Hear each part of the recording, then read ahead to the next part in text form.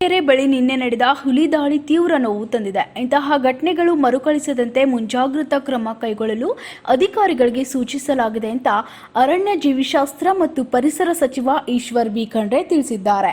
ಕರ್ನಾಟಕ ರಾಜ್ಯ ಮಾಲಿನ್ಯ ನಿಯಂತ್ರಣ ಮಂಡಳಿಯ ಸುವರ್ಣ ಮಹೋತ್ಸವ ಕಾರ್ಯಕ್ರಮದಲ್ಲಿ ಭಾಗಿಯಾಗಲು ಮೈಸೂರಿಗೆ ಆಗಮಿಸಿದ್ದ ಅವರು ಕೆಆರ್ ಆಸ್ಪತ್ರೆಯ ಶವಗಾರಕ್ಕೆ ಭೇಟಿ ನೀಡಿ ನಿನ್ನೆ ಹುಲಿ ದಾಳಿಯಿಂದ ಮೃತಪಟ್ಟ ರಾಜಶೇಖರ್ ಮೃತದೇಹಕ್ಕೆ ಅಂತಿಮ ನಮನ ಸಲ್ಲಿಸಿದ್ರು.